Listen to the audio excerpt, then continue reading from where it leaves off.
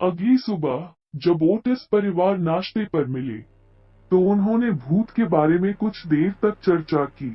संयुक्त राज्य के मंत्री स्वाभाविक रूप से यह देखकर थोड़ा नाराज थे कि उनका उपहार स्वीकार नहीं किया गया था। मेरी कोई इच्छा नहीं है, उन्होंने कहा, भूत को कोई व्यक्तिगत चोट करने के लिए, और मुझे कहना होगा कि वो घर में कितने समय से रहा है। मुझे नहीं लगता कि तकिए फेंकना बिल्कुल भी विनम्र है। उस पर एक बहुत ही उचित टिप्पणी, जिस पर मुझे यह कहते हुए खेद है, जुड़वा हंसी के स्वर में फूट पड़े। दूसरी ओर उसने जारी रखा, अगर वो वास्तव में उगते सूरज स्नेहक का उपयोग करने से इनकार करता है, तो हमें उससे उसकी जंजीरें लेनी होंगी। सोने के लिए काफी असंभव होगा। इस तरह के शोर के साथ बेडरूम के बाहर चल रहा है। शेष सप्ताह के लिए, हालांकि वे अबाधित थे। केवल एक चीज जिसने किसी का ध्यान आकर्षित किया वो था पुस्तकालय के फर्श पर खून के धब्बे का निरंतर नवीनीकरण। यह निश्चित रूप से बहुत अजीब था, क्योंकि रात में मिस्टर ओटिस द्वारा दरवाजा हमेशा बंद किया जाता था और खिड़कियों को बंद रखा जाता था। गिरगिट जैसा रंग, दाग के भी टिप्पणी का एक अच्छा सौदा उत्साहित। कुछ सुबह यह एक नीरस, लगभग भारतीय लाल था, फिर यह सिंदूर होगा, फिर एक समृद्ध बैंगनी, और एक बार जब वे परिवार की प्रार्थना के लिए नीचे आए, तो फ्री अमेरिकन रिफॉर्मेड एपिस्कोपेलियन चर्च के साधारण संस्कारों के अनुसार उन्होंने इसे पाया चमकीला पन्ना हरा। इन बहुरूपदर्शक परिवर्तनों ने स्वाभाविक रूप से पार्टी को बहुत खुश किया, और इस विषय पर हर शाम स्वतंत्र रूप से दांव लगाया गया। एकमात्र व्यक्ति जिसने मजाक में प्रवेश नहीं किया था, वो छोटा वर्जीनिया था, जो किसी अस्पष्ट कारण से हमेशा खून के धब्बे को देखकर व्यथित रहता था, और सुबह लगभग रोता था कि यह पन्ना हरा था। भूत की दूसरी उपस्थिति रविवार की रात थी। बिस्तर पर जाने के कुछ ही समय बाद वे हॉल में एक भयानक दुर्घटना से अचानक घबरा गए। नीचे की ओर दौड़ते हुए उन्होंने पाया कि पुराने कवच का एक बड़ा सूट अपने स्टैंड से अलग हो गया था और पत्थर के फर्श पर गिर गया था, जबकि एक ऊंची पीठ वाली कुर्सी पर बैठा कैंटरविले भूत था, जो अपने घुटनों को तीव्र पीड़ा की अभिव्यक्ति के साथ रगड़ रहा था। उसका चेहरा, जुड़वा बच्चों ने अपने मटर के निशानेबाजों को अपने साथ लाकर एक बार उस पर 2 छर्रों को छोड़ दिया। लक्ष्य की सटीकता के साथ, जो केवल एक राइटिंग मास्टर पर लंबे और सावधानी पूर्वक अभ्यास से प्राप्त किया जा सकता है, जबकि संयुक्त राज्य के मंत्री ने उसे अपने साथ कवर किया रिवॉल्वर, और उसे कैलिफोर्निया के शिष्टाचार के अनुसार उसके हाथ पकड़ने के लिए कहा। भूत गुस्से की एक जंगली चीख के साथ शुरू हुआ और एक धुंध की तरह उनके माध्यम से बह गया, वाशिंगटन ओटिस की मोमबत्ती को बुझा दिया, और इस तरह उन सभी को कुल मिलाकर छोड़ दिया। अंधेरा। सीढ़ी के शीर्ष पर पहुंचने पर उन्होंने खुद को ठीक किया और अपनी आसुरी हंसी का जश्न मनाने का फैसला किया। यह उन्होंने एक से अधिक अवसरों पर अत्यंत उपयोगी पाया। ऐसा कहा जाता है कि एक ही रात में लॉर्ड रेकर की विग्रह हो गई थी, और निश्चित रूप से लेडी कैंटरविले के 3 फ्रांसीसी शासनों को उनके महीने से पहले चेतावनी दी थी। वो तदनुसार अपनी सबसे भयानक हंसी हंसा, जब तक कि पुरानी तिजोरी की छत फिर से बज उठी और फिर से बज उठी। लेकिन शायद ही डरावनी प्रतिध्वनि दूर हो गई थी जब एक दरवाजा खुला था और श्रीमती ओटिस हल्के नीले रंग के ड्रेसिंग गाउन में बाहर आई थी।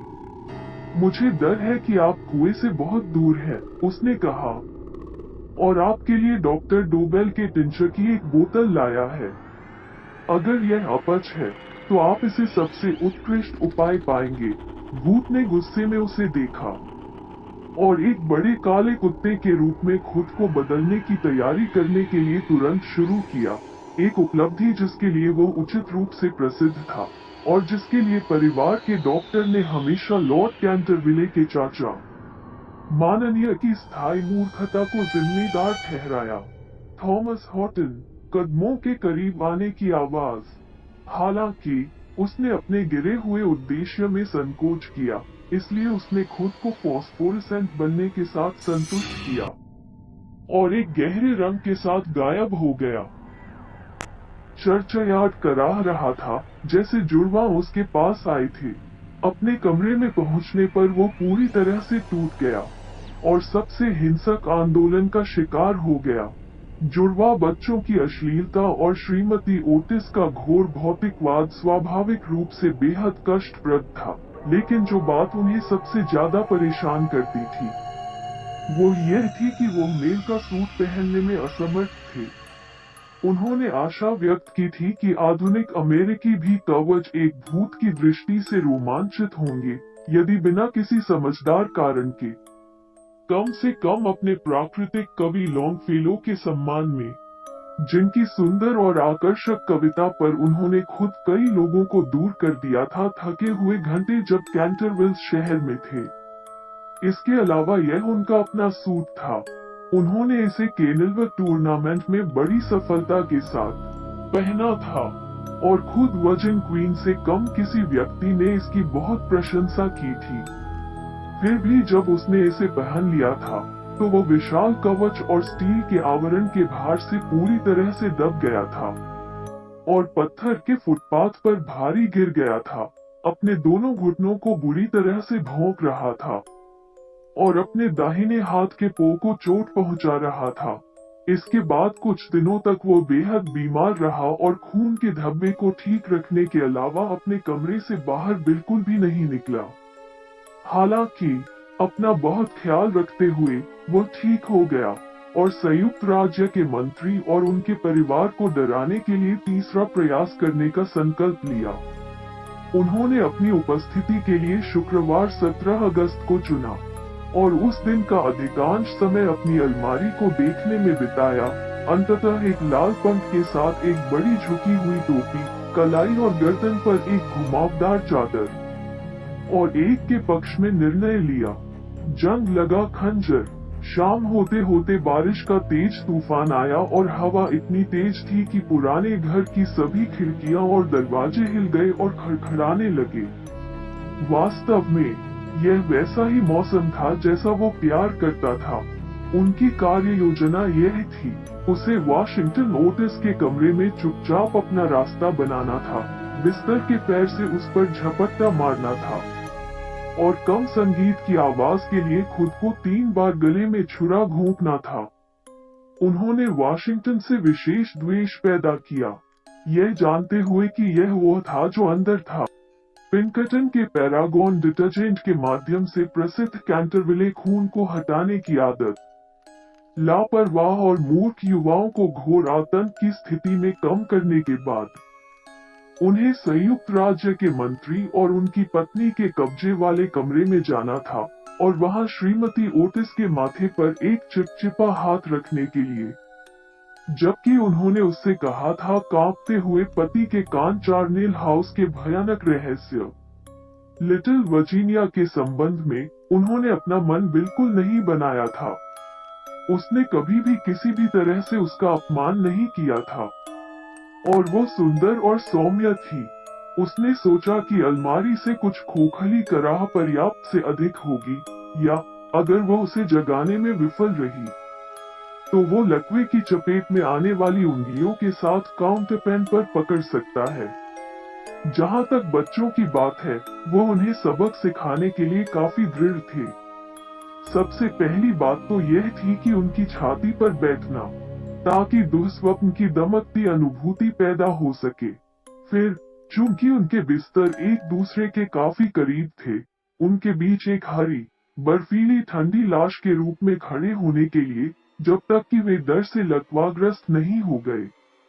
और अंत में घुमावदार शीत जी को फेंकने के लिए और चारों ओर रेंगने के लिए कमरा, सफेद प्रक्षालित हड्डियों और एक रोली नेत्रगोलक के साथ गूंगा डैनियल या आत्महत्या के कंकाल के चरित्र में एक भूमिका जिसमें उन्होंने एक से अधिक अवसरों पर एक महान प्रभाव उत्पन्न किया और जिसे उन्होंने काफी बराबर माना, मार्टिन द मैनिया। या द मास्क मिस्ट्री का उनका प्रसिद्ध हिस्सा। 10:30 बजे उन्होंने परिवार को बिस्तर पर जाते सुना। कुछ समय के लिए वो जुड़वा बच्चों की हंसी की जंगली झटकों से परेशान था, जो स्कूली बच्चों के हल्के फुल्के उल्लास के साथ आराम करने के लिए सेवानिवृत्त होने से पहले खुद का मनोरंजन कर रहे थे। लेकिन 11:15 बजे सब कुछ शांत था और आधी रात के रूप में लग रहा था। वो आगे बढ़ा। उल्लू खिड़की के शीशे से टकराता है, कौवा पुराने पेड़ से टेढ़ा हो जाता है और हवा खोई हुई आत्मा की तरह घर के चारों ओर घूमती है। लेकिन ओटिस परिवार अपने कयामत से बेहोश होकर सो गया और बारिश और तूफान के ऊपर वह संयुक्त राज्य के मंत्री के लगातार खर्राटे सुन सकता था। वो चुपके से वेन्सकटिंग से बाहर निकल गया, उसकी एक बुरी मुस्कान के साथ। क्रूर, जुड़ीदार मुंह और चंद्रमा ने अपना चेहरा एक बादल में छिपा लिया, क्योंकि उसने महान ओरियल खिड़की को चुरा लिया था, जहां उसकी खुद की और उसकी हत्या की गई पत्नी के हाथ नीला और सोने में चमक रहे थे। एक बुरी छाया की तरह वो आगे पीछे घूमता रहा जैसे ही वो गुजर रहा था। वही अंधेरा उससे घृणा करने लगा। एक बार उसने सोचा कि उसने कुछ पुकार सुनी और रुक गया, लेकिन यह केवल रेत फार्म से एक कुत्ते का शिकार था और वो 16वीं शताब्दी के अजीबोगरीब श्रापों को गुनगुनाता रहा और आधी रात की हवा में जंग लगे खंजर को लहराता रहा। अंत में वो उस मार्ग के कोने पर पहुंच गया जो वाशिंगटन के कमरे की ओर जाता था। एक पल के लिए वो वहीं रुका। हवा उसके सिर के चारों ओर अपने लंबे भूरे रंग के ताले उड़ा रही थी और अजीब और शानदार सिलवटों में मरे हुए आदमी के कफन के नामहीन आतंक को मोड़ रही थी। फिर घड़ी ने चौखट पर प्रहार किया और उसे लगा कि समय आ गया है। उसने अपने आप को हंसाया और कोने को घुमाया, परंतु जैसे ही उसने ऐसा किया, वह घबराकर विलाप के साथ वापस गिर गया और अपने लंबे हड्डी वाले हाथों में अपना मुरझाया हुआ चेहरा छिपा लिया। ठीक उसके सामने एक भयानक भूत खड़ा था, एक नक्काशीदार छवि के रूप में गतिहीन और एक पागल आदमी के सपने के रूप में राक्षसी। उसका सिर गंजा और जल गया था। उसका चेहरा गोल और मोटा और सफेद और भयानक हंसी लिखी हुई लग रही थी। एक शाश्वत मुस्कुराहट में इसकी विशेषताएं, आंखों से लाल रंग की किरणें निकलती थी, मुंह आग का एक चौड़ा कुआं था और एक घिनौना वस्त्र, जैसे कि उसका अपना टाइटन के रूप में अपनी खामोश बर्फ से ढंका हुआ था। उसके सीने पर प्राचीन अक्षरों में अजीब लेखन के साथ एक तख्ती थी, शर्म की कुछ स्क्रॉल। ऐसा लग रहा था जंगली पापों का कोई रिकॉर्ड, अपराध का कोई भयानक कैलेंडर, और अपने दाहिने हाथ से यह चमचमाते स्टील का एक बाज था। पहले कभी किसी भूत को नहीं देखा था। वो स्वाभाविक रूप से बहुत डर गया था और भयानक प्रेत को दूसरी बार देखने के बाद वो अपने कमरे में वापस भाग गया, अपनी लंबी घुमावदार चादर में फिसल गया, क्योंकि वो गलियारे से नीचे चला गया और अंत में गिर गया मंत्री के जगबूट में जंग लगा हुआ खंजर, जहां वो सुबह बटलर द्वारा पाया गया था। एक बार अपने स्वयं के अपार्टमेंट की एकांत में उन्होंने खुद को एक छोटे से फूस के बिस्तर पर फेंक दिया और अपना चेहरा नीचे छुपा लिया। कपड़े एक समय के बाद, हालांकि बहादुर पुरानी कैंटरविले आत्मा ने खुद को मुखर किया और उसने दिन के उजाले के रूप में दूसरे भूत से बात करने के लिए जाने का फैसला किया। तदनुसार जैसे ही भोर चांदी के साथ पहाड़ियों को छू रही थी, वो उस स्थान की ओर लौट आया जहां उसने पहली बार भयानक प्रेत पर नजर रखी थी, यह महसूस करते हुए कि आखिरकार दो भूत एक से बेहतर थे और वह उसकी सहायता से नया दोस्त, वो सुरक्षित रूप से जुड़वा बच्चों के साथ हाथापाई कर सकता है। हालांकि मौके पर पहुंचने पर उसकी निगाह से एक भयानक नजारा देखने को मिला। स्पष्ट रूप से भूत के साथ कुछ हुआ था, क्योंकि उसकी खोखली आंखों से रोशनी पूरी तरह से फीकी पड़ गई थी। उसके हाथ से चमकीला बांस गिर गया था। और वो एक तनावपूर्ण और असहज रवैये में दीवार के खिलाफ झुक रहा था। वो आगे बढ़ा और उसे अपनी बाहों में ले लिया, जब उसके आतंक के लिए सिर फिसल गया और फर्श पर लुढ़क गया। शरीर ने एक लेटा हुआ मुद्रा ग्रहण किया और उसने खुद को एक सफेद मंद बिस्तर पर्दा, एक व्यापक ब्रश के साथ पकड़ लिया। एक किचन क्लीवर और एक खोखला शलजम उसके पैरों पर पड़ा है। इस जिज्ञासु परिवर्तन को समझने में असमर्थ, उसने तेज बुखार के साथ तख्ती पकड़ ली और वहां ग्रे सुबह की रोशनी में उसने इन भयानक शब्दों को पढ़ा। ये ओटिस घोस्ट, ये ओनली ट्रू और ओरिजिनल स्पूक, ये नकल से सावधान रहें। बाकी सब नकली है। पूरी बात उसके सामने आ गई। उसे बरगलाया गया था, नाकाम कर दिया गया था और चालाकी से बाहर कर दिया गया था। उसकी आंखों में कैंटरविल का पुराना रूप आ गया।